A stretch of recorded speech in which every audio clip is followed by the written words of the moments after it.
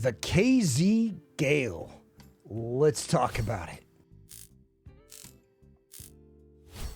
The KZ Gale is a single dynamic driver from KZ that's been out now for a little bit of time. It's been out now for about 5 months now or so. So in a sense, this is an older IM, but in all actuality, it's not. It hasn't been out that long, and it is targeted towards gamers.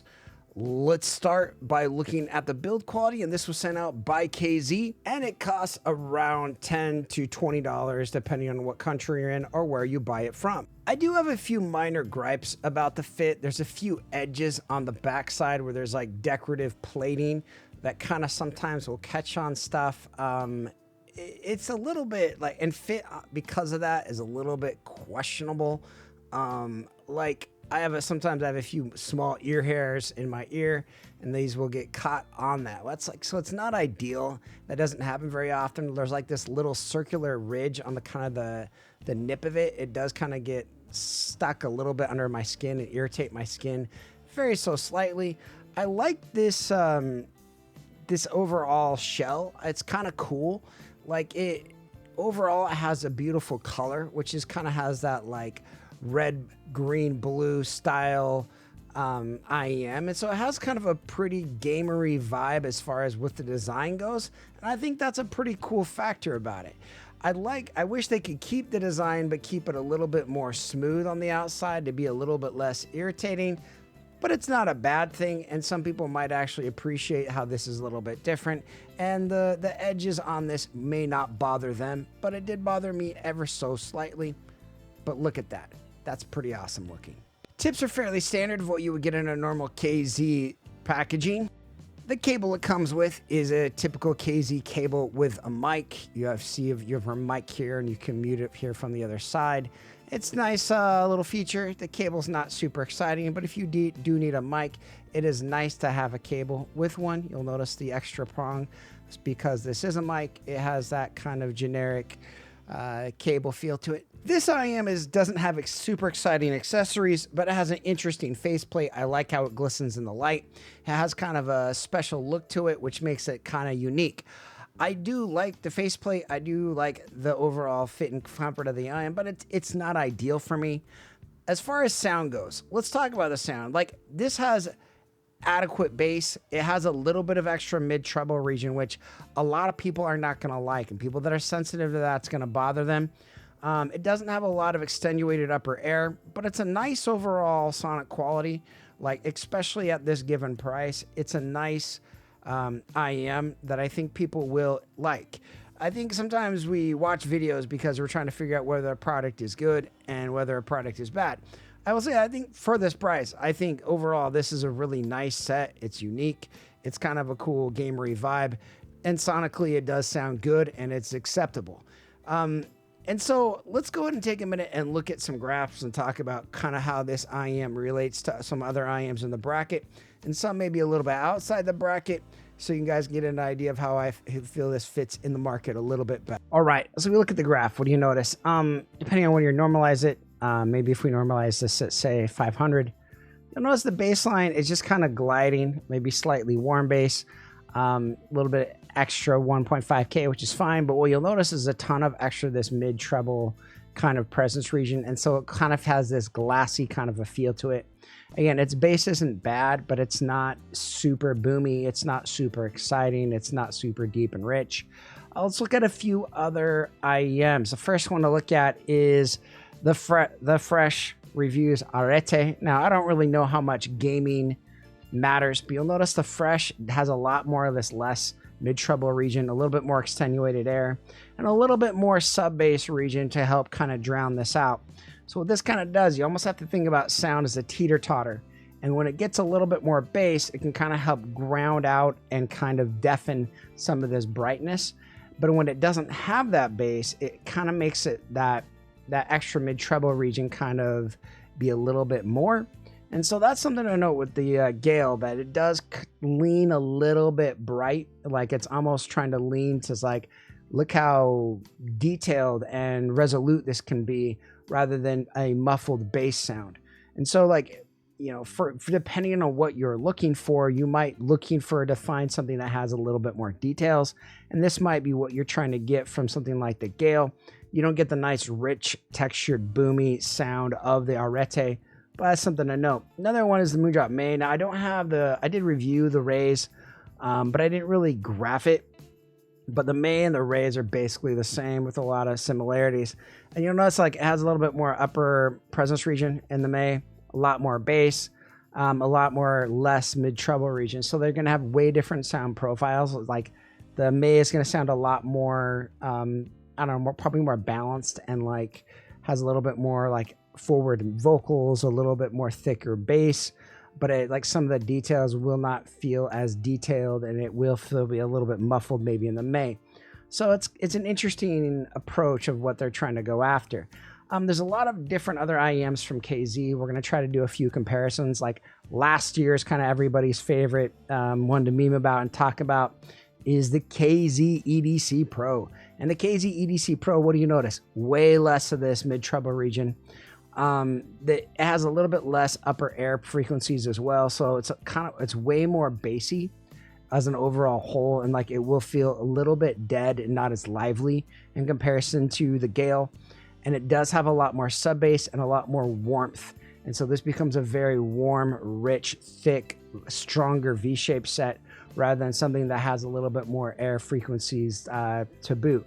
So I think, if you like the KZ EDC Pro, I think this is a really popular one that I see no reason why you couldn't use this for gaming. And in fact, this looks a lot more like the Arete that we looked at earlier. Another IM this reminds me a little bit of is the CCZ Tiangong. And I wanted to show something with you guys, is that this has a little bit more extenuated air. It also has a little bit more bass. And sometimes like this mid-treble region, it'll seem more forward based off of wherever regions are there. The Tiangong is like a $50 set. It's fine. It's kind of has a pretty shell, but it has basically the same packaging as the KZ Gale, and it's like $30 more. So it's just kind of something to note for people that are looking at that. One set I do really like personally is the KZ Duonic. You'll notice like this 4K region is dialed back a little bit. You'll notice a little bit more of the extenuated air around 13K and way more bass. The Duonic is not too much more. It also has dip switch settings, which I wouldn't really recommend just randomly messing with dip switch settings, but you can mess with them and then like kind of like set it and forget it kind of a thing, because you do need to take it out and get a tool and adjust both of your IEMs or else they can get some imbalance. But it takes a little bit of time. It's not super easy to do, but then you have a more variety of a IEM that doesn't need EQ or doesn't need to be changed around. I really like the Duonic. This has been out now for about a month. Well, the Gale's been out for like a few more weeks, or for a little bit longer. Again, unless you're really going after the KZ Gale's like look, or you're like trying to impress somebody with your blingy IM, I personally think sonically the Duonic is the one I would go after.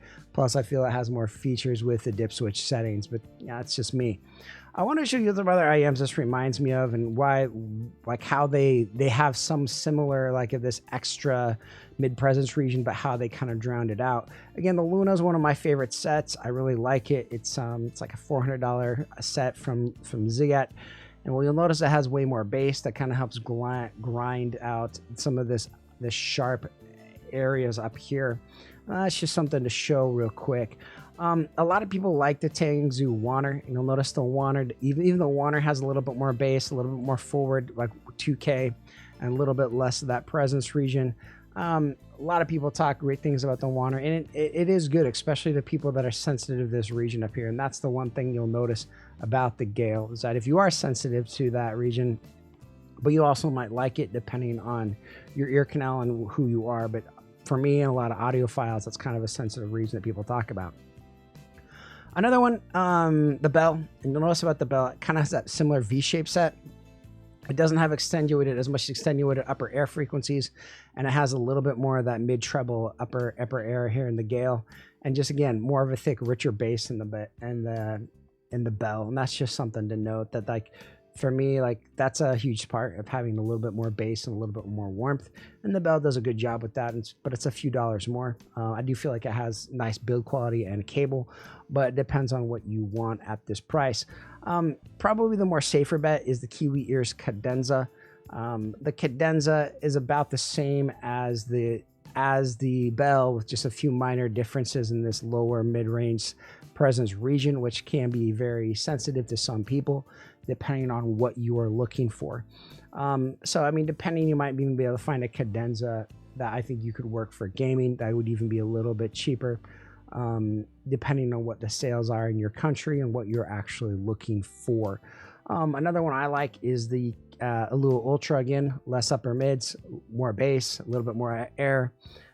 You can have a really nice frequency response sometimes at this price, and again, you have to know what it's going to bring forward in the frequency response.